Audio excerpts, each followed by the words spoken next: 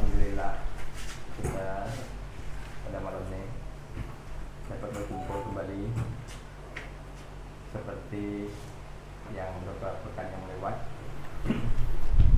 Mungkin ada yang tidak hadir, mungkin mengikuti badan atau mengikuti pekerjaan, tapi yang hadir mungkin insyaallah sehat-sehat semua ya.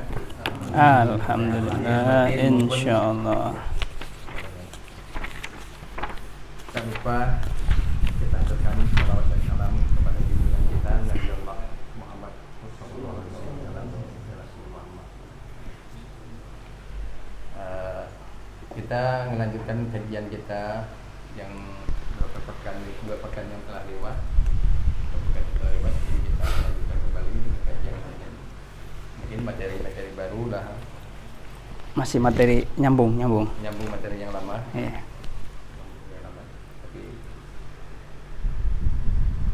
Malam ini.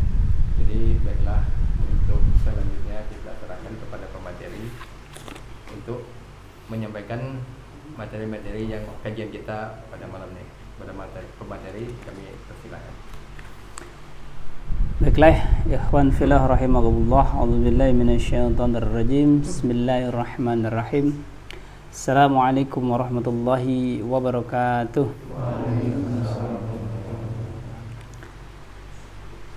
Bismillahi masyaallah la yasuku khaira ilallah.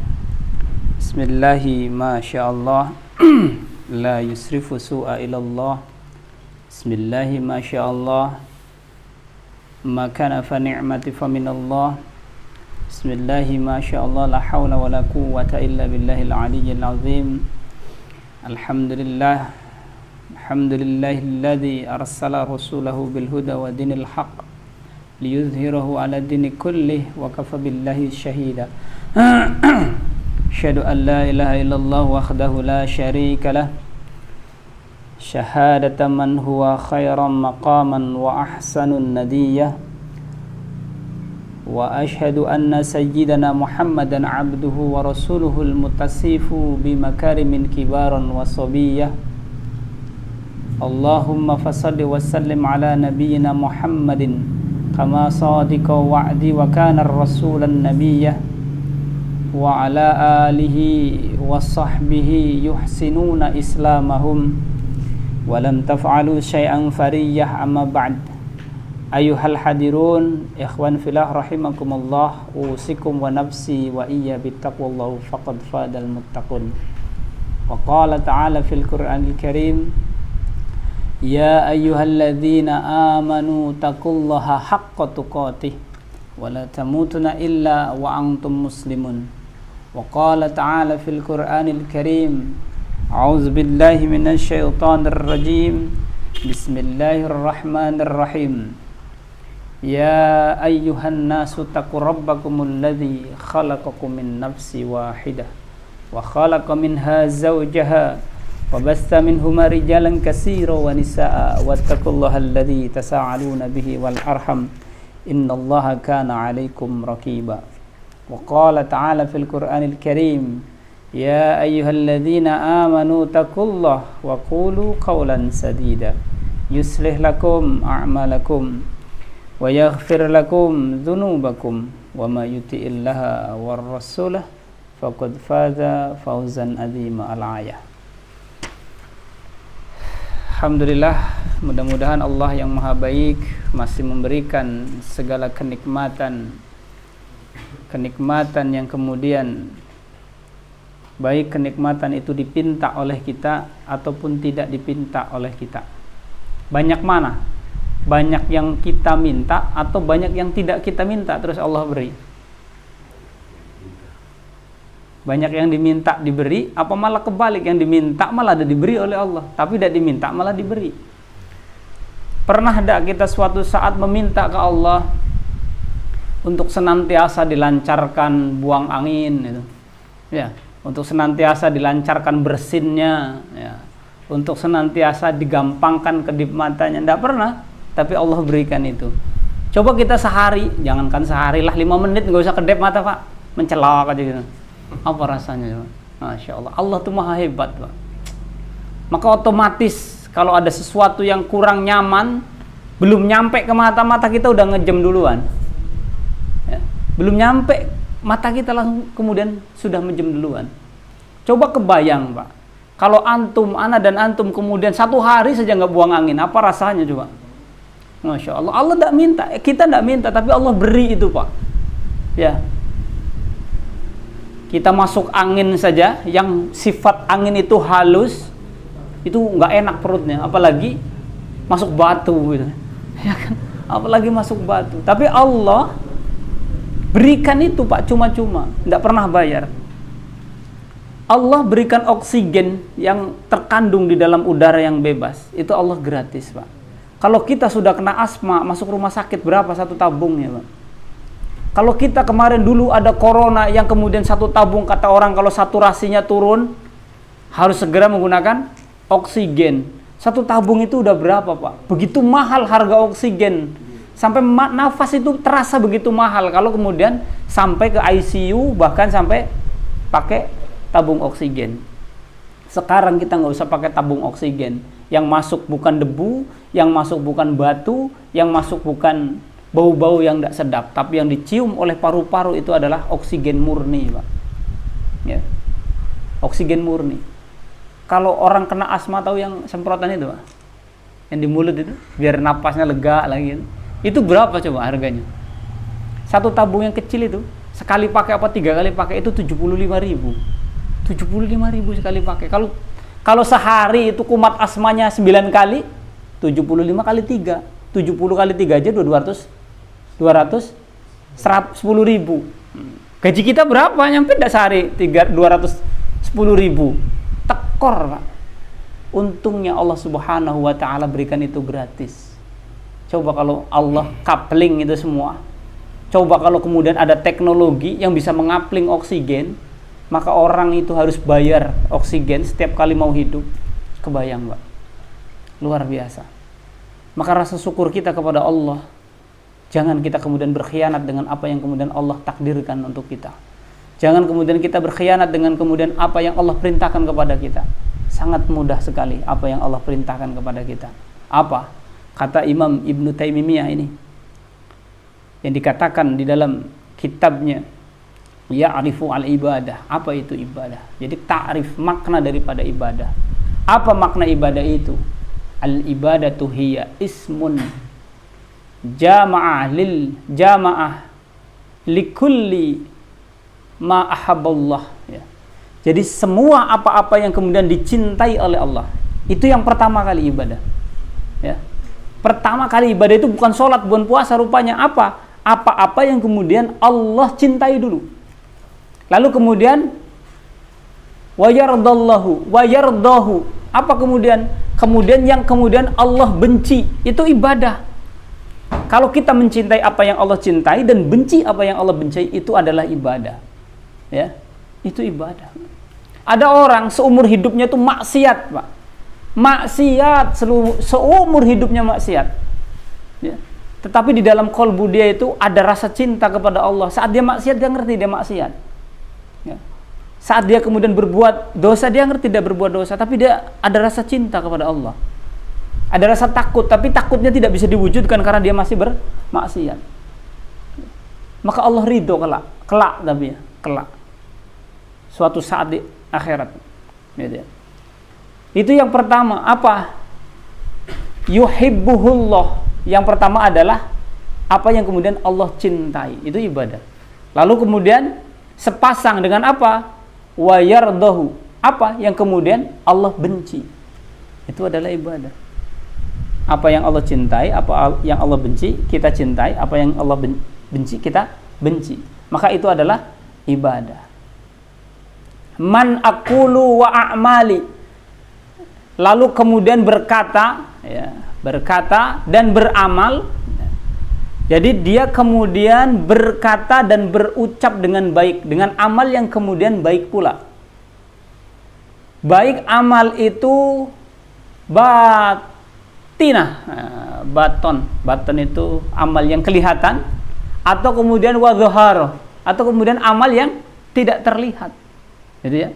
Amal yang terlihat, amal yang tidak terlihat, atau amal yang terlihat. Apa amal yang terlihat? Apa amal yang tidak terlihat? Maka Allah berfirman, amal yang tidak terlihat itu justru luar biasa. Salat itu kelihatan enggak, Pak? Kelihatan ya? Salat kelihatan enggak, Pak? Kelihatan, masa salat nggak kelihatan? Ini salatnya siapa? Nggak kelihatan. Salat itu kelihatan, Pak. Tapi ada amalan yang jauh justru bisa diterima salat yang kelihatan itu, tapi tidak kelihatan amal itu.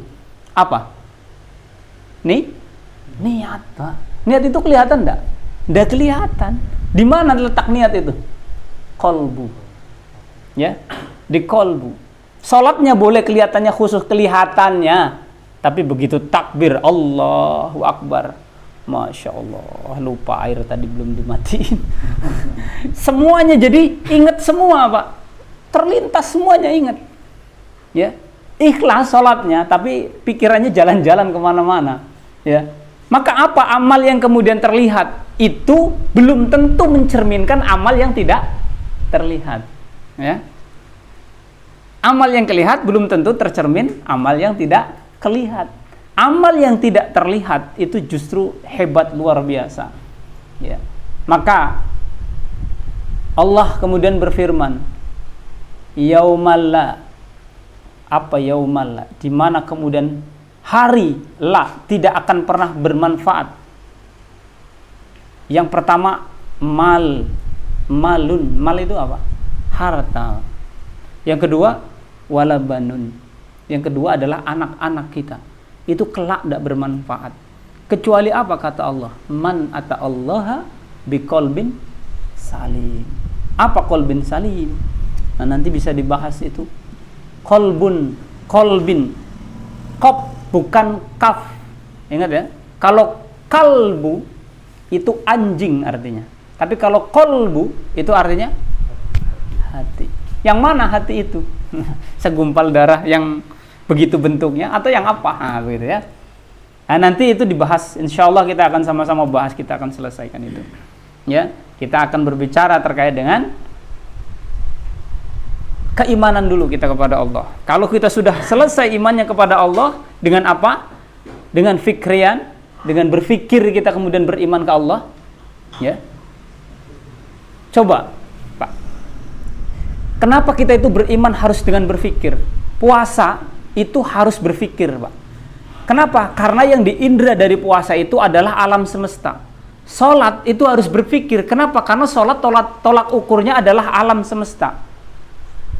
Puasa itu harus berfikir karena tolak ukurnya adalah bulan Ramadan, harus dengan berfikir. Kenapa? Karena alam yang dilihat. Salat juga harus dengan alam. Kenapa dengan alam? Karena perhitungan waktu itu yang ada di alam. Perhitungan haji pun sama. Tanggal itu kenapa bisa ditentukan tanggal 10 Zulhijjah? Karena melihat alam. Apa yang dilihat? Bulan. Betul. Ramadan itu jatuhnya satu Ramadan, dilihat satu Ramadan itu apa yang dilihat? Alam. Berarti orang itu suruh berpikir. Betul. Luar biasa Islam. Salat juga sama. Salat itu mengikuti apa? Mengikuti bulan atau mengikuti matahari? Kalau hari mengikuti bulan atau mengikuti hari? Mengikuti matahari. Kalau perhitungan hari itu mengikuti matahari atau mengikuti bulan? Kalau perhitungan bulan itu mengikuti bulan atau mengikuti matahari? Ayo. Bingung enggak? Karena bingung. Kita lihat nih. Hebatnya Islam dengan hebatnya di luar Islam. Menghitung hari saja. Ini ya. Tolak ukur orang-orang Nasrani, orang-orang di luar Islam, ganti hari itu jam 12 malam itu apa tolak ukurnya? Kalau memang ngitung hari. Kalau ngitung hari berarti kan yang diukur adalah matahari. Kalau jam 12 malam apa yang dihitung? Coba kita bayangkan. Di dunia ini tidak ada jam. Gimana ya? Cara ganti hari ya? Islam, agama yang luar biasa. Ganti hari itu persis matahari tergelincir, itu ganti hari. Betul. Nggak dipotong, Pak. Kalau di Masehi itu dipotong.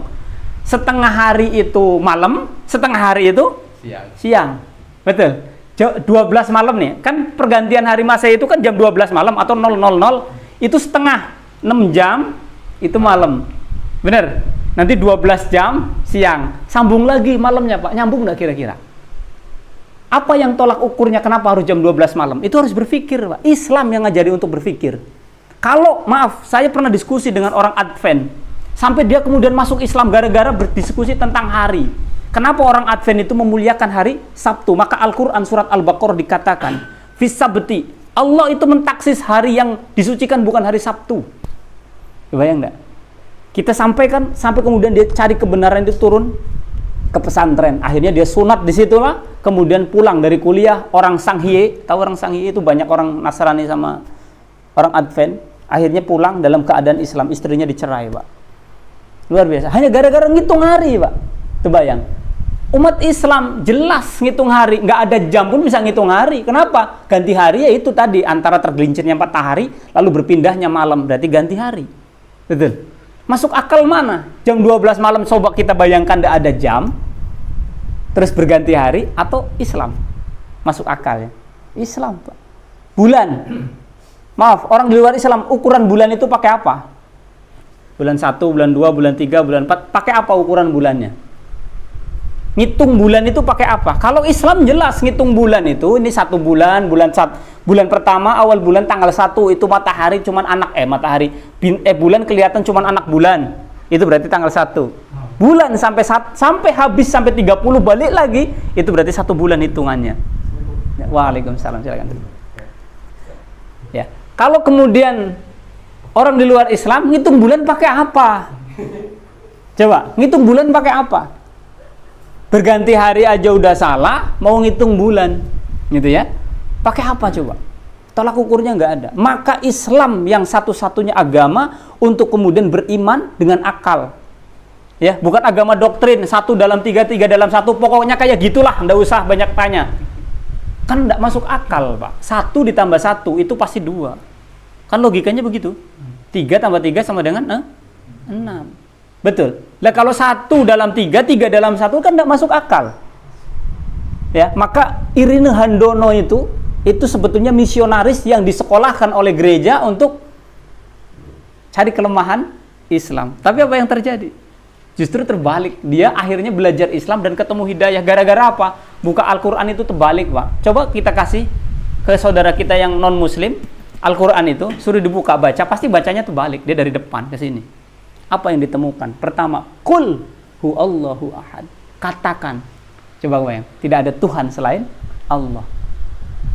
Allah tidak beranak dan tidak diperanakan. Tuhan dia beranak dan diperanakan. Kenapa ada Tuhan Bapa, ada Tuhan Anak? Maka bingung dia, kok bertentangan dengan Tuhan saya? Itu hebatnya Al-Quran. Maka benar orang nyusun Al-Quran itu karena bimbingan Allah. Dibalik. Coba kalau Al-Baqarah dulu di depan. Orang non-muslim buka, pusing langsung.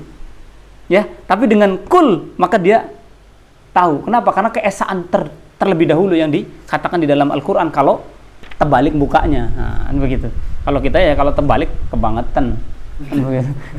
Ya, terbalik, Pak, karena lagi ngapal gitu. Dari Qul enggak apa-apa, begitu. Begitu ya. Nah, maka ini ibadah. Ini rangkaian ibadah itu kenapa kemudian harus dengan akal. Maka antum kalau beribadah, kalau keimanan kita sudah mantap dengan akal kita, ringan ibadah seberat apapun, Pak. Percaya enggak? Seberat kerjaan apapun antum ringan tinggalkan untuk kemudian hanya memenuhi panggilan Allah. Nah, itu ya. Maka kemudian dikatakan di dalam kitab Ibnu Taimiyah terkait dengan ta'lif dia tentang ibadah, maka selain kemudian berkata dengan kata yang benar, maka kemudian dia beramal dengan amal yang terlihat ataupun tersembunyi, maka kemudian fasolah, urutan pertama adalah as-solah, maka kemudian solat itu fa, maka kemudian solat, lalu kemudian zakat, itu ya, itu di situ ditulis begitu, zakat, lalu kemudian wasaum, wasiam tulisannya, wasiam wal haj, lalu kemudian haji. Gitu ya. Setelah haji, di situ kemudian al-hajj, lalu kemudian wasadaqah. lalu kemudian sedekah. Ini rangkaian ibadah. Lengkap ibadah itu, bukan cuman puasa, sholat, zakat. Ya. Bukan cuman itu rupanya. Maka ini Ibnu Taimiyah menjelaskan bahwa kemudian selain itu ada zakat, wasadaqah, ya kan? Wasadaqah, kemudian sedekah, lalu kemudian menyampaikan amanat, wada'a amanah, ya, lalu kemudian dia menyampaikan amanat, lalu kemudian wabirul walidain, lalu kemudian berbakti kepada walidain, kedua orang tua. Lalu kemudian setelah berbakti kepada orang tua, wasilaturrahim, lalu kemudian silaturrahim. Ya. Silaturrahim, Pak. Ibadah itu silaturrahim. Meskipun antum berbeda kelompok dengan kelompok kawan-kawan, antum tetap bersilaturrahim. Kenapa? Perintah dari Allah. Ya. Jangan kemudian antum berbeda firqah, lalu kemudian antum bebencian. Itu lagi tren, Pak. Itu lagi tren. Jangan, Pak. Kalaupun dia benci dengan kita, kita jangan benci dengan dia. Duluan salam, assalamualaikum akhi. Bila perlu katakan anna ahabba ilaika, itu. Saya cinta kepadamu, bilang. Wih, kan ini homo, bilang. Ya. Padahal enggak, itu disuruh sama baginda Nabi. Begitu sampaikan kalau kita itu cinta dengan dia, terkait dia benci, itu urusan dia. Kenapa? Karena tolak ukurnya bukan perbuatan dia yang menjadikan kita masuk surga atau neraka, tapi perbuatan kita. Dia benci ke kita, terserah. Yang penting kita tidak benci ke dia. Itu ya, ingat. Maka kemudian itu diperintahkan oleh Allah untuk kemudian bersilaturahim. Maka kemudian makna dari ibadah menurut Ibnu Taimiyah salah satunya adalah itu. Apa? Wasilaturahim. Setelah kemudian silaturahim, lalu kemudian menepati janji. Apa menepati janji itu? Walfa'a bil ahud. Ya, kemudian menepati janji, lalu kemudian dia kemudian memberikan janjinya dengan benar. Memberikan janjinya dengan benar, ya. Wa amal bil ma'ruf. Ya, lalu kemudian dia beramar ma'ruf wa nahi wa munkar. Lalu kemudian dia beramal ma'ruf dan nahi munkar. Itu ya. Jadi itu rangkaian ibadah salah satunya. Lalu kemudian wal jihad lil kafir. Lalu kemudian jihad melawan orang kafir. Kalau dia kafirnya kafir apa? Muhariban fi'lan. Nanti kafir antum harus tahu, orang kafir itu dibagi menjadi beberapa, ya. Tidak semua orang kafir itu musuh, enggak. Ya. Tidak semua orang kafir musuh. Apa? Ada kafir muhariban fi'lan, ada kafir muhariban hukman, ada kafir zimmah atau zimmi. Itu yang tidak boleh dicuit, Pak. Dicuit hartanya pun tidak boleh. Haknya sama dengan orang Islam. Ini kafir zimmah atau kafir zimmi, ya. Kafir muhariban hukman yang seperti apa? Dia mengadakan perjanjian dengan biladil daulatil Islam, apa? Dengan perjanjian tertentu, maka ada hukman, ada hukum di dalamnya. Misal dia mau ekspor, mau impor, kita kenakan bea dan cukai. Nah, itu seperti itu, ya. Lalu kemudian dia tidak memerangi kita orang muslim, tidak apa-apa. Berbeda dengan muhariban fi'lan. Orang kafir yang jelas di depan mata orang Islam, orang muslim, dia memerangi orang muslim. Itu contoh yang jelas memerangi umat Islam sampai saat ini adalah misal Yahudi, ya, Israel. Itu. Misal Yahudi, ya, atau Israel, itu jelas dia memerangi. Lalu sekutu daripada Amerika misalkan, itu jelas. Dan dia yang memerangi saja, tidak semuanya kemudian diperangi. Enggak tak? Tidak semuanya kemudian diperangi. Maka menurut Ibnu Taimiyah, salah satunya itu adalah jihad menghadapi lil kafir, menghadapi orang kafir. Wal munafik, ingat munafik itu musuh Islam, Pak. Ya, wal munafik dikatakan. Lalu kemudian orang-orang yang munafik, wal munafik, orang munafik. Ya, orang munafik itu musuh, Pak. Musuh yang sangat luar biasa. Masih mendingan kemudian kafir, jelas dia. Kalau munafik, mana? Apa bedanya? Susah bedanya, ya. Dia sholat, tapi musuhin Islam gitu. Apa? Contohnya? Banyak contohnya, ya. Contohnya, antum ngikutin berita enggak terkait dengan Yahudi, orang Buddha yang di India ngajak perang orang Islam bahwa Ka'bah itu miliknya orang Buddha, orang Hindu. Terbayang dah antum. Maka itu musuh Islam itu musuh orang Hindu itu adalah orang Islam. Kenapa? Telah merebut Ka'bah. Masya Allah, dari mana ceritanya? Maka kita perangi orang Islam. Terbayang enggak? Datang ke Indonesia, siapa yang awal, Pak? Ada yang awal, Pak, orang Islam yang awal. Terbayang enggak antum, Pak? Lah jelas jadi musuh Islam tapi dilindungi. Ini kan luar biasa. Ya. Bukan berarti dia datang kita bunuh, enggak. Itu. Tapi mbok yoao tunjukkan keislaman kita, jati dirinya itu kita berdiri ada di mana? Berdiri di tengah-tengah antara orang muslim dengan orang kafir itu munafik, atau sekalian berdiri di tengah-tengah orang kafir itu kafir, atau berdiri betul-betul di orang Islam, Saat Ibrahim dibakar antara cicak dengan semut, ceritanya tahu? Ya, antara cicak dengan semut. Semut bawa air, Pak.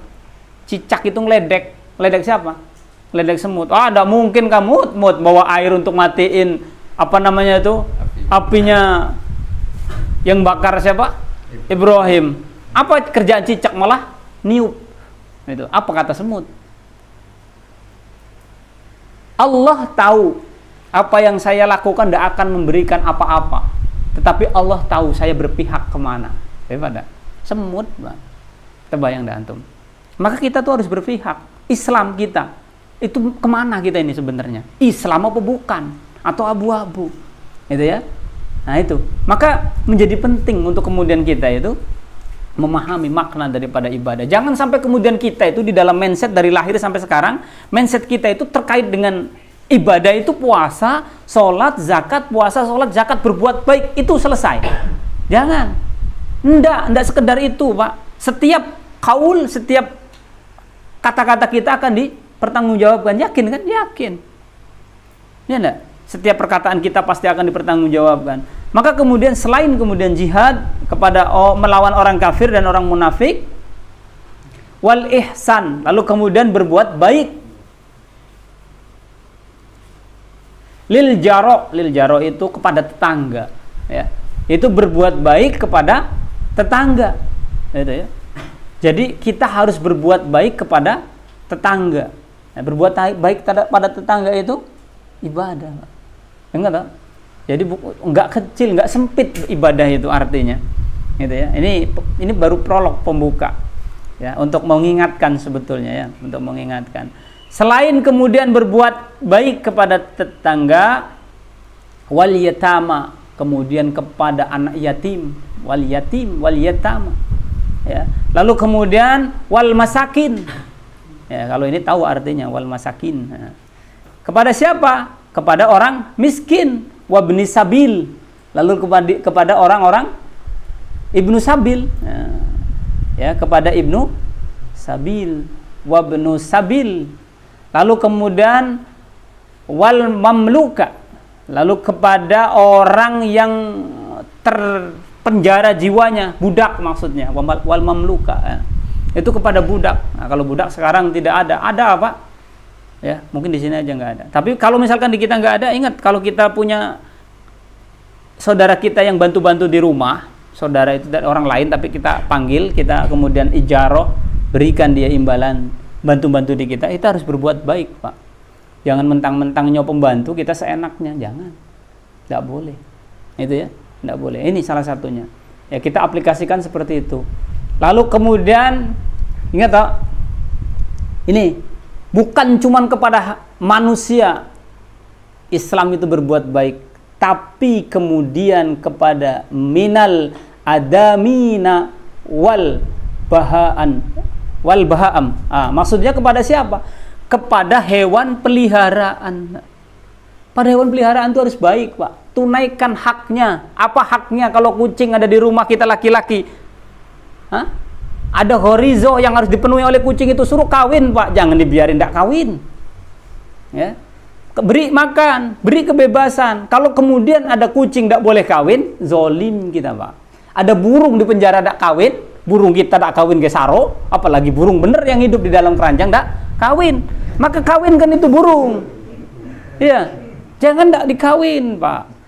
itu berbuat baik, ya, beri makan karena punya gharizo, yaitu gharizo nau, maka kemudian beri, Pak, kawin. Nah, kebanyakan kita kan enggak, kalau punya burung jangan kawin, kalau kawin suaranya jadi jiat, katanya begitu ya. Teorinya sih begitu, padahal ya entah sih. Saya nggak punya burung hidup begitu maksudnya, jadi saya nggak tahu gitu. Itu ya. Jadi nggak boleh kalau kita punya hewan peliharaan terus kemudian kita nggak berikan hak-haknya. Ya, setelah itu kemudian wadda'a, maaf. Ya, kemudian berdoa. Doa itu bagian dari ibadah, Pak. Ya, maka berdoalah. Kalau kita mau dekat sama Allah, itu salah satunya adalah berdoa. Kalau kemudian hati kita mau lembut, ya, lembut hati kita, banyak bersalawat kepada baginda Nabi. Wallahi, hati kita lembut. Ya, jangan benci dengan salawat, Pak. Apalagi hari Jumat. Ya, pasti hati kita lembut. Antum akan merasakan kelak suatu ketika, saat kemudian sudah antum perbanyak salawat, sudah tidak terhitung lagi. Nanti satu saat antum ada hari di mana antum itu ngerasa gundah gulana. Saat hari menuju malam Jumat, antum belum bersalawat kepada baginda Nabi. Percaya. Kalau udah seperti itu berarti antum ada mahabbah, cinta kepada baginda Nabi Sallallahu Alaihi Wasallam. Ya. Kalau itu belum tumbuh, maka tumbuhkan. Maka kalau kita cerita belum tumbuh rasa itu, hanya bisa dirasakan sama orang yang sudah merasakan. Nah, begitu maksudnya. Jadi tidak baca diceritakan seperti apa nikmatnya. Nanti antum dengarkan orang salawat, itu rasanya nikmat. Nikmat dan bahkan mungkin keluar air mata. Coba antum, kenapa kemudian kita itu merindukan baginda Nabi? Coba antum bayangkan bagaimana kemudian perjuangan baginda Nabi itu menegakkan kalimat Allah, Pak. Kita itu alhamdulillah diberikan kekuatan, kita tidak pernah melihat Nabi, tidak pernah melihat para sahabat, tapi kita yakin dengan risalah baginda Nabi. Coba ya. Kalau baginda Nabi itu memang bukan utusan Allah, lah lama kita tidak berislam, Pak. Percaya dah antum. Karena ada kekuatan baginda Nabi itu adalah utusan Allah, maka tidak bisa kita kemudian tidak beriman kepada baginda Nabi. Apa yang didoakan saat perang Badar baginda Nabi? Maksa ke Allah, ya Allah, andai engkau tidak menangkan, tidak engkau kemudian berikan kemenangan kepada Badar, maksudnya pada perang Badar, maka kemudian tidak ada lagi yang akan menyembahmu. Itu bayang tidak? Saking maksanya tadi itu. Baginda Nabi itu berdoanya begitu. Kalau kemudian engkau kalahkan pasukan Badar ini, maka tidak ada yang menyembahmu lagi setelah ini. Bayang dah antum. Karena tahu baginda Nabi adalah Nabi terakhir. Kalau saat itu kemudian kalah, baginda Nabi pun meninggal di Badar, bagaimana coba? Maka datanglah kemudian bantuan dari malaikat turun membantu di Badar. Masya Allah. Ya.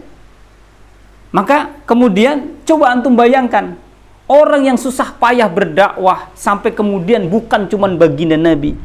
Khadijah, istri baginda Nabi itu istri pertama dan istri yang 15 tahun selisihnya dengan baginda Nabi. Lebihlah tua daripada Khadijah. Khadijah itu kekayaannya sepertiga Arab Saudi itu punya dia, Pak. Kalau sepertiga itu berapa dari 10? Berapa sepertiga dari 10? Hah? 3,25 ya, 3,25, 3,3 lah ya, 3,25. Itu separohnya punya Khadijah. Bayang, setelah Khadijah menikah dengan baginda Nabi, habis semua hartanya. Maka suatu ketika baginda Nabi Shallallahu Alaihi Wasallam pulang dari berdakwah karena capek berdakwah, ketemulah dengan istrinya. Ini baginda Nabi. Antum kalau ikut kajian suami istri, ini hebatnya baginda Nabi. Antum pernah enggak setua ini tidur di pangkuan istri? Enggak di pangkuan, tapi di atasnya. Bukan, maksudnya istri duduk terus di pangkuannya. Ya, istri duduk terus kemudian di pangkuannya, antum kepalanya ada di pangkuannya. Pernah enggak seperti itu? Jangan-jangan istrinya pulang, ngapa ganjenige. Ya lah, baginda Nabi pulang dari berdakwah kemudian ketemu Khadijah istrinya, langsung berbaring atau rebahan di atas pangkuan Khadijah. Tiba-tiba baginda Nabi Shallallahu Alaihi Wasallam kemudian terpejam, tidur sejenak. Khadijah meneteskan air matanya, Pak. Ingat, Khadijah meneteskan air matanya dan air matanya itu jatuh di pipinya baginda Nabi Shallallahu Alaihi Wasallam. Terperangak baginda Nabi itu bangun, langsung menanyakan, wahai Khadijah, apakah engkau kemudian menangis karena bersedih engkau bersuamikan Muhammad? Kata baginda Nabi. yang engkau dulu adalah orang yang paling mulia di jazirah Arab. Sepertiga daripada Arab ini adalah milikmu, tetapi sekarang engkau menikah denganku, engkau tidak punya apa-apa. Engkau harus susah hidup denganku, kata baginda Nabi. Kenapa? Karena saking susahnya Khadijah itu, menyusui anaknya itu sampai keluar darah. Antum pernah istrinya menyusui anak antum keluar darah? Jangan sampai saya bicara jorok lagi. Enggak, iya kan? Kenapa? Artinya cukup gizi daripada istri kita untuk kemudian menyusui anak kita. Khadijah sampai kemudian keluar darah karena tidak ada lagi air susunya. Maka Khadijah kemudian pun menjawab apa yang dikatakan baginda Nabi. Ya Rasulullah, tidak. Saya tidak pernah menyesal bersuamikan engkau, Muhammad bin Abdullah. Tidak pernah saya kemudian menyesal. Yang saya takutkan, andai kemudian saya meninggal terlebih dahulu, ini Khadijah kata-katanya, andai kemudian saya meninggal terlebih dahulu, lalu kemudian engkau akan menemui umatmu di seberang sungai atau di seberang bahtera sana, maka saat kemudian engkau akan ke sana tidak ada ranting dan kayu yang untuk dijadikan kapal, maka demi Allah tulang belulangku engkau gali dan saya ikhlas untuk dijadikan perahu atau sampan untuk engkau menemui umatmu, baginda. Masya Allah, Khadijah, Pak. Ya kita hanya mau berkorban untuk agama sedikit saja, Masya Allah, berat, ya. Jadi luar biasa. Maka wajar kalau kemudian dikatakan Ummul Mukminin Khadijah, ya. Karena dengan beliaulah kemudian sandaran Islam itu tegak di muka bumi ini, ya. Masya Allah. Siapa yang menikahkan Khadijah dengan baginda Nabi SAW? Siapa? Langsung Allah Subhanahu Wa Taala dengan perantara malaikat. Masya Allah. Siapa yang menyolatkan baginda Nabi SAW saat meninggal? Jibril menjadi imam untuk menyolatkan baginda Nabi. Maka baginda Nabi katakan setelah Jibril kemudian menyolatiku, maka kemudian kalian solatiku. Kalian itu maksudnya para sahabat. Masya Allah. Maka baginda Nabi SAW itu begitu meninggal 3 hari 2 malam jenazahnya belum dimakamkan. Kenapa? Karena ada hajat besar yang harus diselesaikan. Nah, maka kalau kemudian kita tidak punya waktu untuk belajar, Pak, rugi, ya. Hanya sekedar untuk kemudian belajar Islam, bukan sekedar, tetapi kewajiban kita untuk belajar Islam.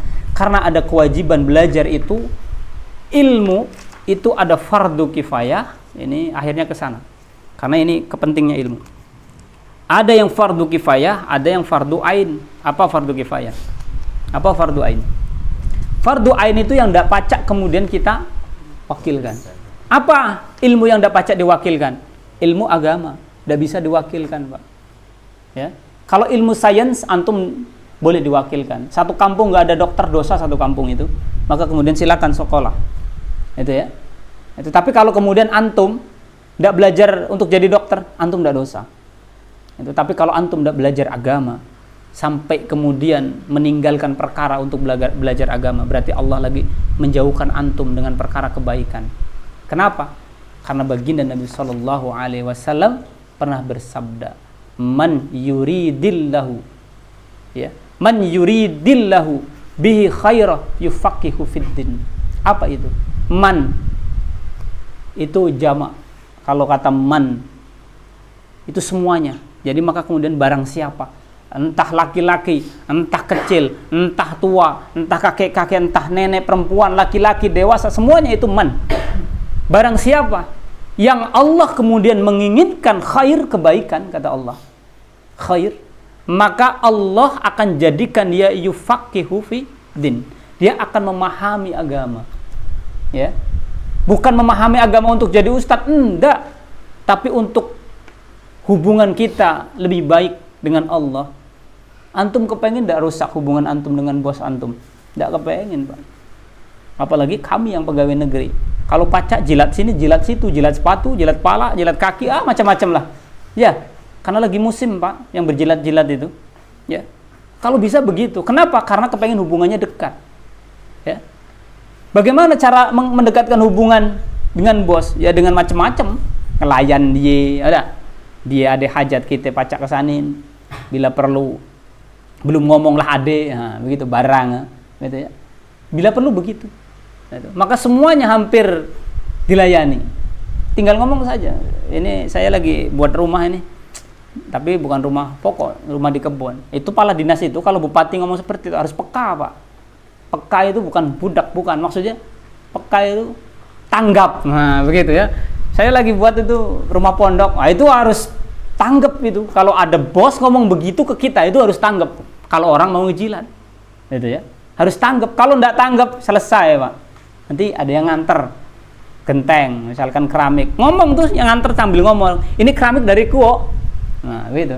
Kelak bilang kayak bos, "Ini dariku." Gitu. Jangan sampai enggak bilang, bahaya kalau enggak bilang. Nanti dicatat, Pak.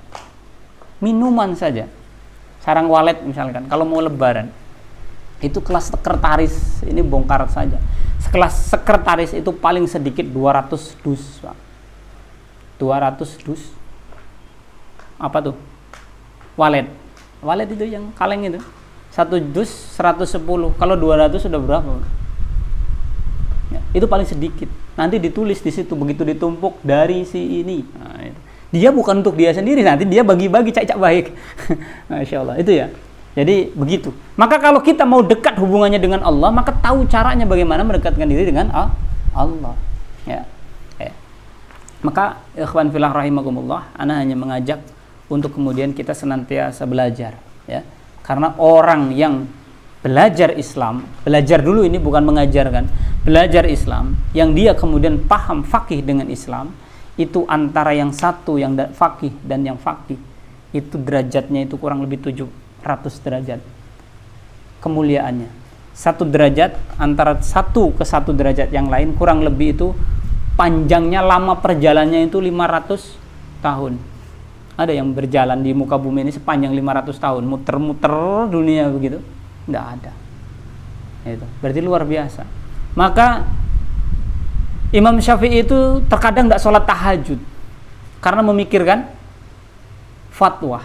Dia harus keluarkan hukum 1 malam, gitu ya.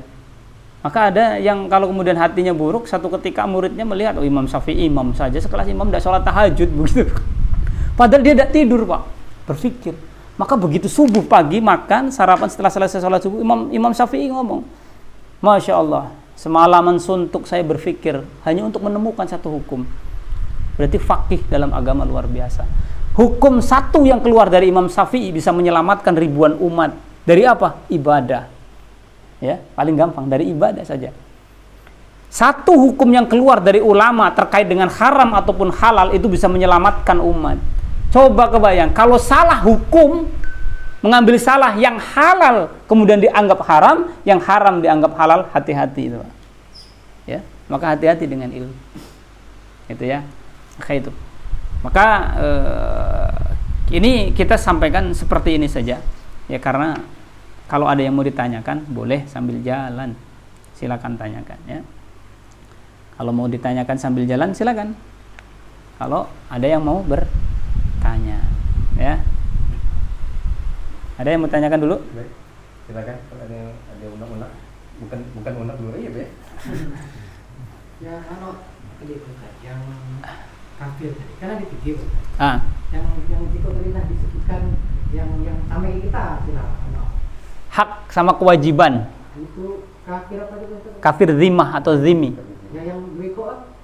Yang 2 ikoknya itu kafir muhariban hukman. Yang satu yang paling dan harus kita perangi itu adalah kafir muhariban fi'lan. Fi'lan sama hukman. Hukman itu berarti dia berkesepakatan atau mengadakan perjanjian hukum kepada biladil fil Islam, jadi kepada negara Islam. Nah, itu ya. Itu ada kesepakatan hukum, tapi dia tidak merangi Islam, tapi tidak mau tunduk di bawah hukum Islam, gitu ya. Jadi tidak mau tunduk di bawah hukum Islam, itu namanya muhariban hukman, tapi dia mau kerjasama dengan Islam, gitu. Saya mau jualan handphonenya ke negeri Islam, boleh. Nah, dengan catatan, gitu ya. Dengan catatan apa? Misalkan dengan bea dan cukai, nah, begitu ya. Dengan bea dan cukai dan macam-macamnya, gitu ya. Ada lagi? Monggo. Bagus pertanyaannya. Hah? Apa tuh? Yang merangi tadi. Yang apa? Yang kafir yang merangi.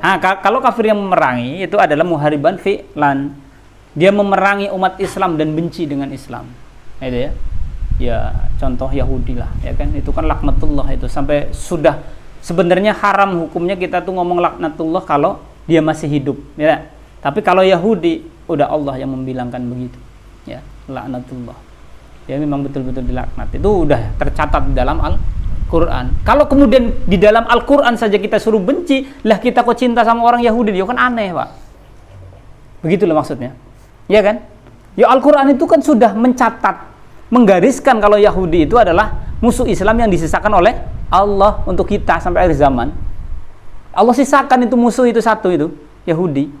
Itu sampai kelak akhir zaman itu masih ada Yahudi, sampai kemudian berperang, betul-betul berperang.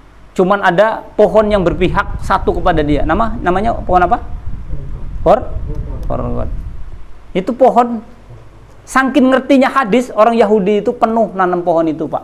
Maka Allah takdirkan dengan layang-layangnya dari orang Palestina kebakar pohon itu. Masya Allah, hebat. Sampai batu pun saking bencinya ngomong, Pak, ini ada Yahudi di belakangku. Ngomongnya itu bukan kayak kartun, beneran ngomong. Terbayang dah tuh. Mungkin akal kita logika, kata Allah kata kun, kata Allah jadi, bisa ngomong, bisa. Saking bencinya tadi ke Yahudi, ini loh ada Yahudi di belakangku, kata batu, Pak. Batu sampai bisa ngomong. Cuman siko tadi tuh pohon Gorgot namanya. Allah sudah takdirkan itu. Allah sudah nyatakan begitu. Ya, maka kemarin Anda berdiskusi perasaan dengan siapa itu. Jadi Allah itu mengatakan orang yang di luar Islam itu kafir, Pak, bukan non muslim. Betul?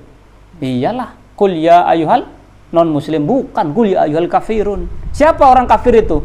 Apa arti kafir itu? Kafir, kafaro. Apa kafaro artinya? Orang yang kemudian menutup diri atau tidak mau menerima sesuatu. Ya. Kafaro. Kalau dalam bahasa kerennya itu cover, Pak. Ini cover. Ini kan cover nih. Penutup atau menutup. Cover artinya. Maka orang kafir itu orang yang kemudian menutup dari cahaya Islam. Itu bahasa yang paling halus. Paling halus. Coba kalau orang lain, orang non muslim, orang kafir nyebut kita itu apa? Domba tersesat. Alangkah bencinya dengan kita sampai dikatakan domba. Terbayang dah antum? Di Islam enggak. Cover katanya. Itu orang yang menutup diri, maksudnya begitu ya. Itu ya. Itu. Jadi tadi kafir ada 3. Yang pertama zimmah atau ahlu zimmah atau kafir zimmi. Yang kedua adalah kafir muhariban hukman. Yang ketiga muhariban fi'lan. Itu ya. Kafir zimmah atau kafir zimmi itu adalah kafir yang dilindungi, yang haknya sama dengan umat Islam kalau di dalam daulah atau negara Islam. Itu haknya sama, hartanya dijaga, nyawanya dijaga, dia pengen buat rumah ibadah diberi, dia sekolah gratis, apalagi kesehatan gratis, apalagi kalau ndak begawe kemudian diberikan santunan. Berapa kalau ndak kerja? Kalau orang di dalam daulah Islam itu ndak kerja, itu diberi 3/4 dinar, ya, 1 bulannya diberikan santunan. Kalau ndak kerja, dan ndak kerjanya itu karena syar'i. Ya, misal kecelakaan kerja, nggak perlu pakai BPJS, Pak. Putus kaki, dia nggak bisa cari nafkah untuk memenuhi anak istrinya, maka negara itu jamin. Itu. Maka negara itu jamin. Negara jamin. Apanya? Kebutuhannya, yaitu diberikan santunan 3/4 dinar tiap bulan. Sekolah anak-anaknya gratis. Yang nggak cacat pun sekolah anak-anaknya gratis. Kesehatan gratis. Apalagi? Ya itulah bahan kebutuhannya. Nah, gitu ya. Silakan, ada yang lain? Nah, itu. Yang lain? Kalau paham gitu. Lalu kemudian ibadah menurut Ibnu Taimiyah, ya, dilanjutkan dia wadzakar, wadzikra. Nah, lalu kemudian berzikir. Zikir itu bagian dari baca ibadah. Afdal zikrin la ilaha illallah. Itu kan, itu bukan kita yang buat-buat, Pak, tapi memang betul zikir yang paling afdal itu la ilaha illallah. Ya, kalau kita perbanyak la ilaha illallah, mudah-mudahan saat kita dah sadar tuh, maksudnya dah sadar itu ya saat kita menjelang koma segala macam yang hanya disebut itu. Ya. Jangan sampai kemudian menyebut yang lain. ya kan? Ya, mana koin itu? Mana koin? Masya Allah. Gara-gara main game itu. Itu misalkan, ya kan? Misalkan, ya. Hati-hati, Pak. Karena kebiasaan kita akan menentukan kelak ajal. Ya. Maka hati-hati dengan kebiasaan. Atau meninggal dalam keadaan jempolnya bergerak-gerak. Gara-gara main game. Ya, hati-hati, Pak. Ya. Kebiasaan itu akan menentukan kelak akhir. Ya. Lalu kemudian selain berzikir, maka kemudian wal qara al-Qur'an. Lalu kemudian membaca Al-Qur'an. Wal amsalu dzalika min ibadatu. Ya. Lalu kemudian dan yang semisalnya termasuk ibadah, gitu ya. Yang termasuk ibadah. Demikian juga kemudian mencintai Allah, gitu. Maksudnya wa dzakkara habballah war rasul. Lalu kemudian cinta kepada Allah dan cinta kepada Rasul sallallahu alaihi wasallam itu termasuk ibadah. Lalu kemudian wa khasyatullah, lalu kemudian takut kepada Allah. Ya, takut kepada Allah itu termasuk ibadah kepada Allah.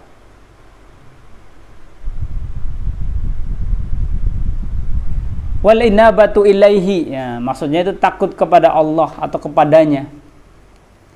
Wal iyahu, ya, lalu kemudian ada rasa yang begitu mendalam terkait dengan ketakutan itu. Wal ikhlas, lalu kemudian ikhlas. Ikhlas kepada siapa? Ikhlas kepada Allah. Wal ikhlas, ya betul. Lalu kemudian ikhlas hanya kepada Allah. Ya, ikhlas hanya kepada Allah. Lalu kemudian wassabar, lalu kemudian bersabar. Bersabar terkait dengan apa? Wal sabar li hukmahu. Nah, bersabar dengan hukum-hukum Allah. Wa syukra ni'matahu. Lalu kemudian syukur atas nikmat Allah. Ya, syukur atas nikmat Allah. Waridho bil qada'ah, ridho terhadap qada yang Allah tentukan. Ingat toh, nanti kita akan belajar setelah rukun iman, rukun kita beriman kepada Allah. Ini kita akan belajar terkait dengan qada wal qadar. Apa qada qadar itu? Sama dengan takdir. Selama itu kan begitu. Qada qadar sama dengan takdir. Bukan, Pak. Itu dua suku kata yang berbeda antara qada wal qadar. Itu. Maka kemudian Ibnu Taimiyah coba katakan di sini kemudian kita ridho terhadap qada dengan ridho terhadap qada. Qadanya maksudnya qada Allah. Tidak ada qadarnya. Ya kan? Itu. Jadi qada itu ketentuan yang sudah Allah berikan. Apa saja ketentuannya? Rizki, ajal, mata hitam, mata putih, terlahir seperti apa. Nah itu kemudian qada, ketentuan Allah, tidak baca kita nawar. Itu yang namanya qada. Ya. Qadarnya itu apa? Qadar itu kita tarik ke bahasa Indonesia itu kadar, Pak. Tahu kadar enggak? Waduh, timah ini SN-nya sekian. Nah itu kadar, Pak. Emas yang paling mahal SN berapa? 24 karat kan begitu. Nah itu kadar. Manusia itu diberikan kadar oleh siapa? Allah. Maka saat manusia diberikan kadar oleh Allah, maka kita harus ridho dengan qada. Kenapa? Karena Allah sudah memberikan kadar. Ya. Kepada siapa? Kepada kita sebagai manusia. Saat Allah kemudian menuntut yang diberikan Allah kepada kita, yaitu tadi kadar, maka kita harus siap untuk mempertanggungjawabkan apa yang sudah Allah berikan. Apa? Kadar yang ada dalam diri manusia. Apa saja kadar dalam diri manusia? Kan begitu? Kalau air kadarnya membasahi, menghilangkan dahaga kalau di air putih, ya kan? Menghilangkan dahaga itu air. Kalau api kadarnya apa?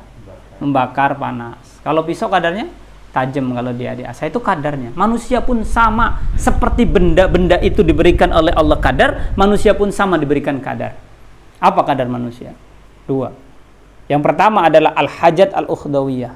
Allah berikan semua manusia, baik dia beriman ataupun tidak. Allah berikan Bukan cuman ke manusia, saking adilnya Allah beri binatang juga. Al-hajat al-ukhdawiyah. Apa? Kebutuhan jasmani. Nah, bahasanya itu. Itu kadar dari Allah. Nggak pacak kita nolak ke, Pak. Ada yang bisa nolak lapar? Nggak ada. Ada yang bisa rasa nolak ngantuk? Nggak pacak. Ngantuk tuh siko obat tidur. Bukan minum kopi itu bukan obat untuk nggak ngantuk. Iya. Iya dah. Itu ada yang bisa mencegah kadar yang Allah berikan kepada manusia. Nggak ada. Apalagi mules perut. Yo, siapa yang bisa nahan mules perut? Sudah sekali sangat-sangatnya sangat pokoknya tahanlah. Nggak baca. Sama dengan binatang parupa. Binatang ada rasa mules. Cuman bedanya binatang karena dia tidak berpikir, modalnya di mana-mana. Kalau manusia ada tempatnya. Karena ada akal yang bisa menentukan al-khair wal qabid. Mana yang baik dan mana yang buruk. Al-khair asyar. Oh ini baik, oh enggak. Masa kita manusia modal di depan pintu kan enggak mungkin. Nah, maka maka dibuatlah. Itu dari hasil apa? Hasil keimanan kita untuk berpikir kepada Allah. Yang terbaik kita berikan kepada Allah. Beda dengan binatang. Binatang ada rasa lapar, Pak? Ada. Manusia ada enggak? Ada. Binatang kalau lapar, pacak dia berjagor ke kawannya, yang penting bisa makan. Betul. Kalau kita cari makan terus berjagor, apa bedanya kita dengan binatang? Maka kita berpikir, mana yang kemudian dibolehkan oleh Allah, mana yang enggak. Apakah binatang tahu halal haram makanan? Enggak. Manusia yang tahu halal haram. Kenapa? Karena diberikan akal, bukan otak kok. Karena otak sapi lebih enak daripada otak kita. Gitu ya. Akal yang Allah berikan. Ingat toh? Akal itu apa? Nanti ada komponennya 4. Nah, sudah dijelaskan kan? Ada komponennya. Untuk kita itu bisa berakal itu begitu. Gitu ya. Maka kemudian, nah, ini sebetulnya pembahasannya itu ya. Jadi ini udah rangkaian dari ini. Ya. Maka manusia itu kalau kemudian memenuhi kebutuhannya itu atau hajat al-ukhdawiyah tadi sesuai dengan perintah Allah, maka manusia itu sesungguhnya lagi bertakwa kepada Allah. Gitu ya. Masalah makanan diatur dalam Al-Qur'an. Masalah minuman diatur dalam Al-Quran. Diatur. Bukan cuman zatnya saja, tapi sumbernya. Bukan cuman sumbernya, cara makannya pun diatur. Betul. Saking kompleksnya Islam. Kita taat enggak dengan itu? Taat. Kita lakukan enggak itu? Lakukan. Itu. Kalau binatang lakukan enggak? Enggak. Padahal sama kebutuhannya. Maka dari zaman Adam sampai kelak kiamat, hajat al-ukhdawiyah manusia itu enggak akan pernah berubah. Apa sih hajatnya? Kita sama-sama koreksi. Makan itu hajat al-ukhdawiyah. Tidur hajat al-ukhdawiyah. Apalagi? Buang air besar. Makan minum maksudnya ya, rangkaiannya. Itu adalah hajat al-ukhdawiyah.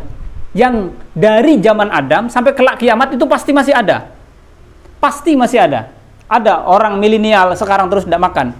Tidak ada. Ada orang milenial sekarang terus kemudian tidak minum. Tidak ada. Ada orang milenial sekarang kemudian tidak tidur. Tidak ada. Tidak buang kotoran. Tidak ada. Hebat ada buang kotoran. Pacaklah kita cari ilmu. Kalau pacak ada. Ya. Pacaklah kita cari ilmu. Kalau pacak tidak makan tapi kenyang gitu. Jadi lihat makanan lah kenyang lah. Lihat minum lah habis lah haus. Ada yang gitu. Kalau ada kita belajar kan begitu. Iya kan? Apa artinya? Tidak susah-susah kita cari duit untuk makan. Kan begitu? Iya. Kenapa? Orang rumah lapar tuh, lihat tuh minuman. Tiga-tiganya kenyang, tahu-tahu kan begitu. Iya enggak? Enggak ada. Karena memang itu hajat Allah. Ini maksudnya aneh itu kita sama-sama berpikir. Apa yang Allah berikan kepada kita, ayo kita manfaatkan. Apa yang kemudian Allah berikan kepada kita itu harus sesuai dengan apa yang kemudian diperintahkan oleh Allah. Itu baru hajat al-ukhdawiyah. Lalu kemudian gharizo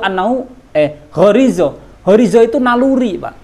Allah itu adil, berikan naluri itu baik yang beriman atau tidak beriman, yang namanya manusia Allah berikan itu naluri. Maka kodok kadarnya yang ada di dalam diri manusia itu sudah diberikan oleh Allah. Tadi dua, antara hajat al-ukhdawiyah dengan apa? Gharizo. Gharizo, siapa yang bisa nolak gharizo?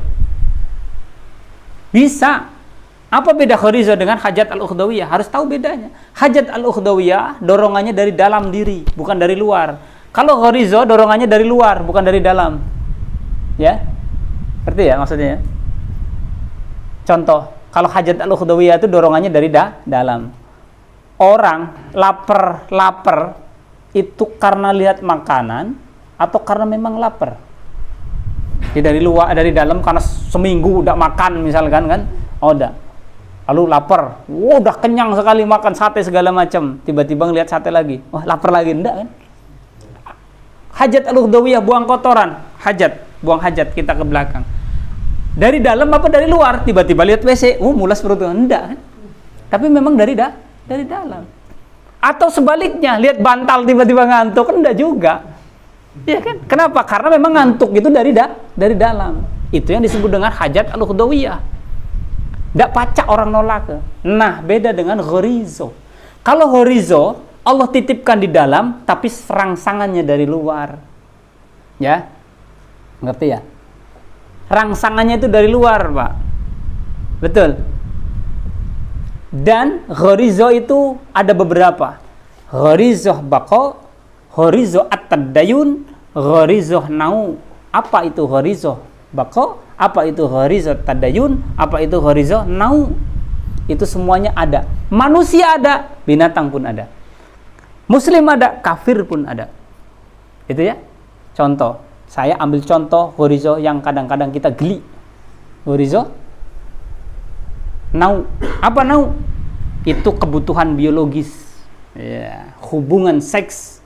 Itu adalah ghorizo yang Allah berikan kepada manusia, binatang, manusia itu muslim ataupun tidak. Itu Allah berikan. Ya, itu Allah berikan. Contoh, rangsangannya dari luar. Kita, manusia laki-laki, itu terangsang itu kan lihat dulu dari luar. Ya, baru keluar hasrat. Begitu kan? Nah, misalkan saya di rumah nggak pernah keluar, tiba-tiba terangsang, bagaimana? Biasanya visualisasi, Pak, ngayal, baru kemudian keluar itu ghorizo. Kan begitu. Coba kalau dari lahir hidupnya di hutan, bisa tak keluar kira-kira? Ya, begitu kira-kira. Ya, itu ghorizo. Dan harus kebutuhannya harus dipenuhi, enggak? Bedanya dengan hajat al-ukhdawiyah dengan ghorizo, kalau hajat al-ukhdawiyah tidak dipenuhi mengakibatkan kematian. Kalau ghorizo tidak dipenuhi tidak mengakibatkan kematian.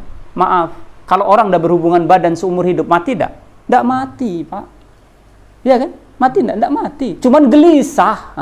Begitu bedanya. Kalau orang tidak makan, mati dia. Tidak minum, mati dia. Tidak tidur, bunuh diri dia, mati. Karena kepengen tidur. Gitu ya. Tidak beol misalkan, sebulan, seminggu, mati dia, Pak. Mangkal di dalam perut, gitu. Iya kan? Ndok. Nih, teorinya, orang yang kemudian tidak buang hajat besar ataupun kecil, kenapa dia bisa mati? Maaf, kotoran itu di dalam perut itu, Pak, dia naik ke atas kalau ada angin. Angin itu kan massa jenisnya lebih ringan daripada yang lain, gitu ya. Bukan massa jenisnya ringan terus kemudian justru dia berada di tengah-tengah, dia di atas. Maka saat di atas, si makanan itu memenuhi lambung, angin itu akan naik ke atas. Ya, naik ke atas, menekan dia. Menekan apa? Diafragma. Kalau diafragma itu tertekan, maka paru-paru itu tertekan. Kalau paru-paru tertekan, sempit nafas, Pak. Itulah yang mengakibatkan kematian, gitu. Iya kan? Kenapa? Maaf, karena mungkin tidak pecah beol. Maka orang tidak pecah beol bagaimana caranya? Ada yang dibelah, Pak.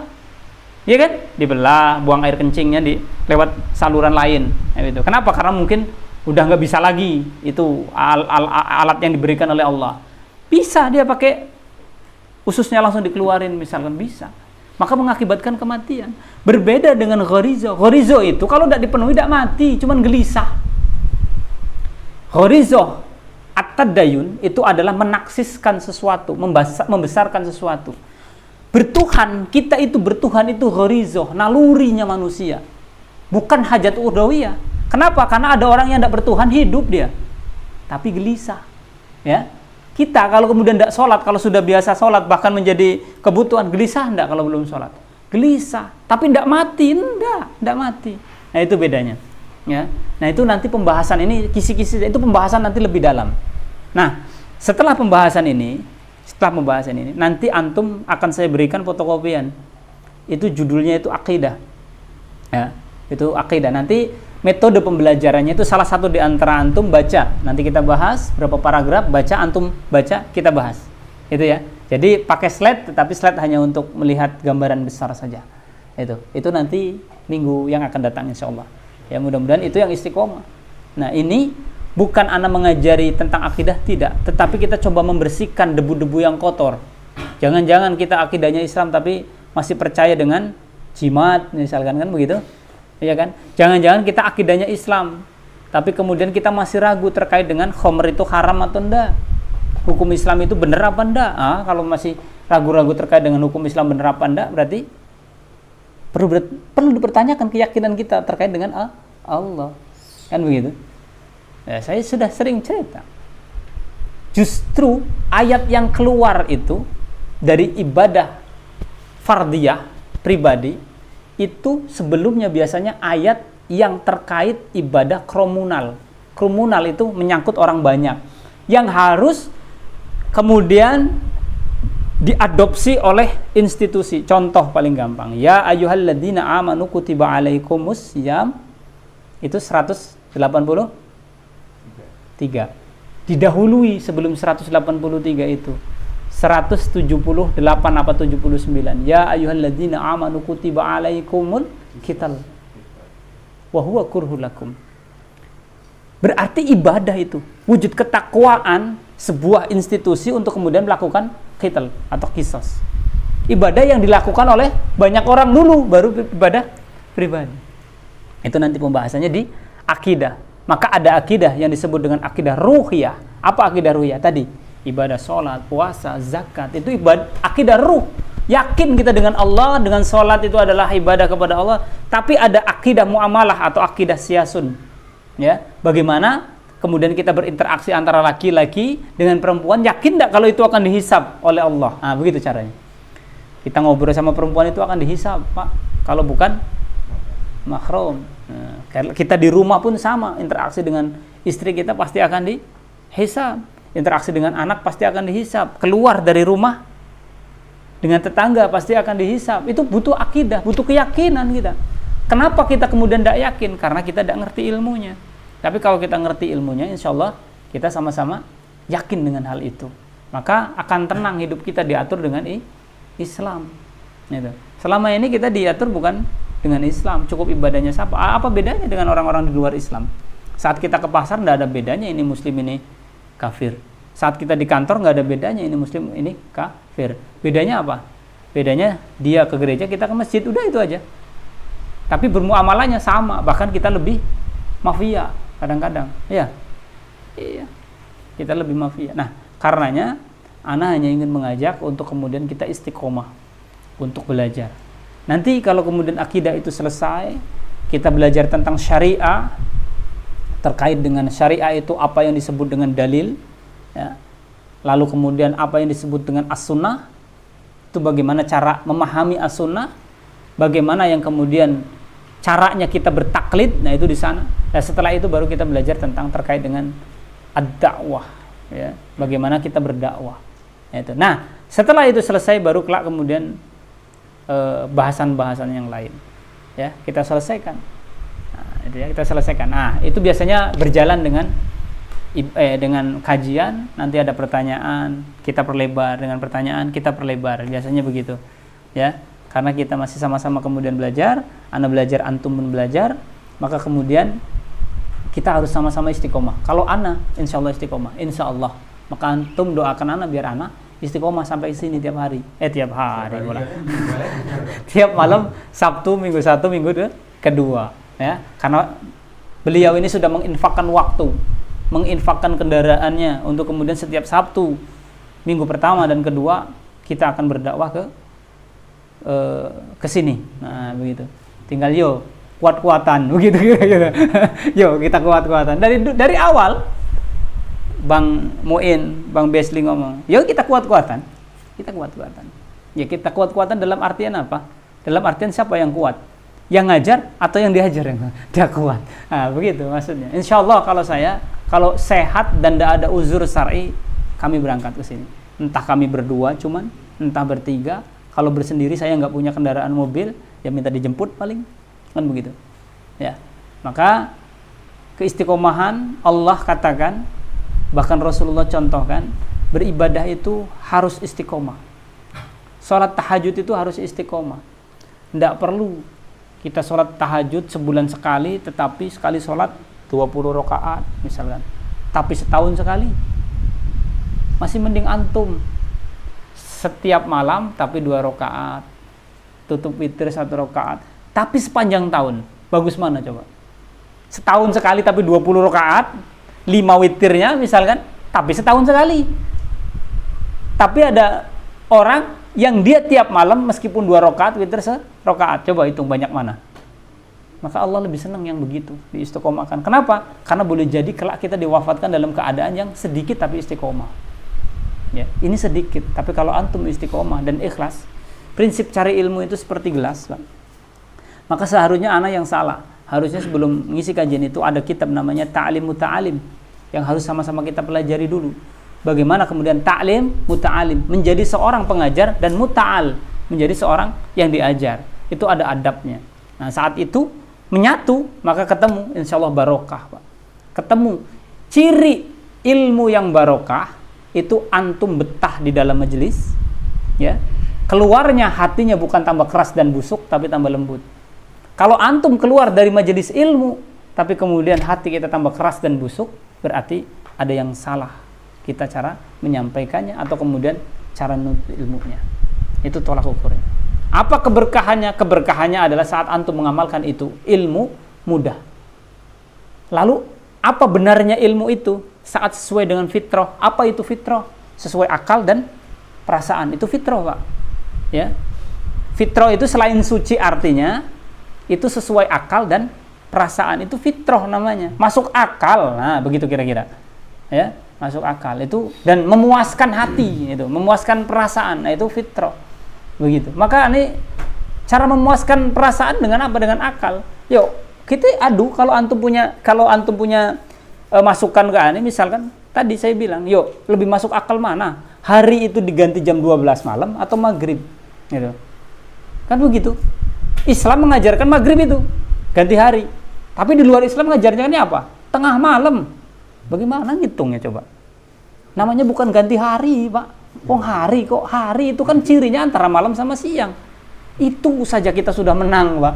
Begitu maksudnya menang dengan orang yang lain begitu. Apalagi berbicara tentang ketuhanan yang lain. Yuk ganti bulan. Bulan itu ukurannya apa? Mereka ukurannya matahari.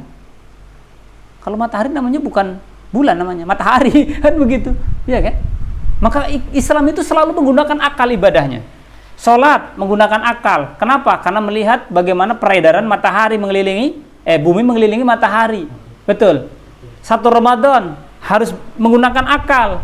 Bukan kayaknya, tapi menggunakan akal. Melihat anak bulan ada nggak di 1 Ramadan. Kalau nggak ada, nggak boleh puasa. Kalau ada, harus puasa. Kan begitu. Haji juga sama, Pak. Harus menggunakan akal. Kenapa? Karena haram kemudian kalau kemudian tidak menggunakan akal. Bagaimana orang puasa di hari tasyrik? Sedangkan haji itu mulainya, hari tasyrik itu mulai tanggal 10, 11, 12 Zulhijjah. Betul? Nah, kalau tidak seperti itu, akhirnya kita melakukan sesuatu yang haram. Dengan apa? Dengan akal. Lihat tanggal 10 itu pakai apa? Pakai akal. Lihat apa? Lihat bulan. Siapa yang lihat bulan? Karena yang punya haji adalah orang Mekah, maka kita ikut orang Mekah. Begitu. Bukan kita ikut kita. Oh enggak, ini udah tanggal 10, kita haji, lebaran duluan. Mereka belum, mereka di sana belum lebaran haji kok. Belum wukuf ya. Misalkan begitu, mereka belum wukuf, kita sudah lebaran. Ini gimana ceritanya? Mereka wukuf, kita lebaran. Begitu. Gitu ya. Jadi menggunakan akal. Apalagi ibadah yang harus menggunakan akal? Ya, ibadah yang pasti kelihatan menggunakan akal, ya. Yang secara zahir. Tapi ada yang ibadah yang tidak menggunakan akal, kita cukup yakin saja biasanya ibadahnya tidak zahiriyah. Ya, tidak zahiriyah. Dan harus disembunyikan ibadahnya. Contoh, sodako. Sodako 100.000 kok dibalikin 1 juta kata Allah. Ya kan 10 kali lipat. 1 dibalas 10. Kan nggak pakai akal, Pak. Nggak masuk akal bahkan kalau diakal-akal. Maka kemudian saat kita beribadah terkait dengan yang kemudian yang tidak terlihat, maka kita sembunyi-sembunyi ibadahnya. Nggak boleh. Suka kata Kamalo, maaf ya, ini 100.000. Anda boleh begitu, Pak. Sembunyiin dan begitu. Iya kan? Betul enggak? Kenapa? Karena ini ibadah nggak pakai akal. Tidak pacak pakai akal. Orang makanya kalau di akal-akal, saya pokoknya niatnya ibadah biar Allah balas 10 juta. Saya ibadah 1 juta. Saat tadi balas ke Allah 10 juta. Stres kita, Pak. Iya kan? Lah niatnya udah salah. Mau dibalas di dunia 10 juta. Kan begitu? Nah itu kadang-kadang yang tidak pakai akal harus sir dan harus hati Pak yang tahu. Begitu loh. Ya, itu maksudnya. Masya Allah. Jadi agama Allah itu kalau sampai kemudian kita yakin 100% ke Allah, hati-hati Pak. Oh yakin ke Allah 99,99, berarti ada yang salah itu akidahnya. Akidah itu harus kuat. Ibaratkan bangunan. Saya sering analogkan. Bangunan itu Pak. Itu akidah itu pondasinya. Ya. Salat itu apa? Tiangnya. Kalau ada pondasi sama tiang saja, ada nggak makhluk hidup di dalam? Saya tanya. Ada nggak? Cecak aja nggak mau hidup. Betul. Pondasi sama tiang saja. Belum sempurna berarti ini agama.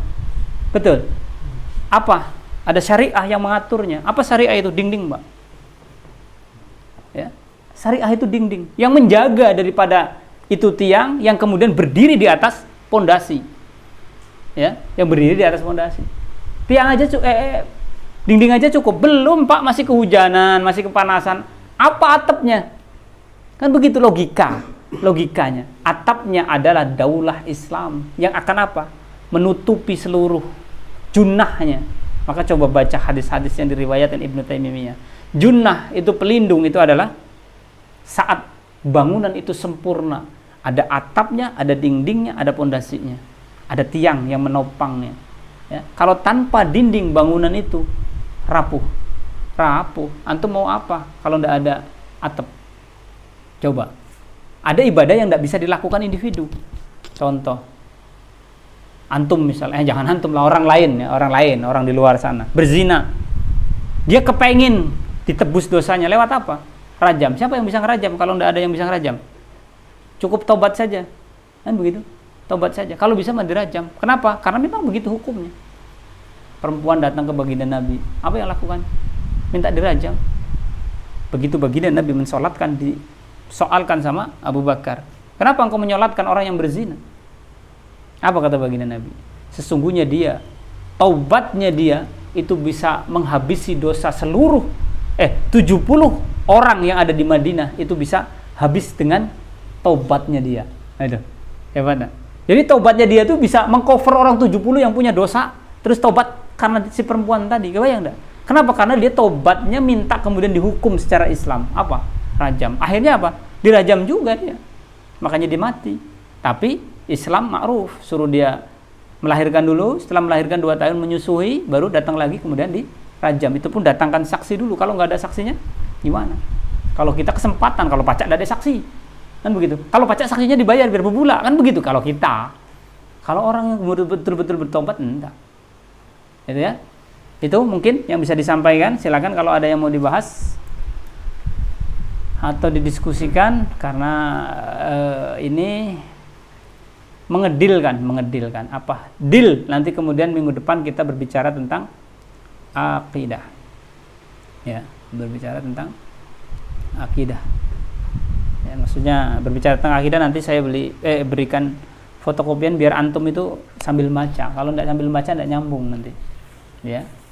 Insyaallah itu dari saya, mudah-mudahan cukup, dan kalau ada pertanyaan nanti di luar sesi ini tidak apa-apa, saya tutup dulu. Billahi taufiq wal hidayah. Assalamualaikum warahmatullahi wabarakatuh. Subhanallah wa bihamdihi astaghfiruka wa atubu ilaik.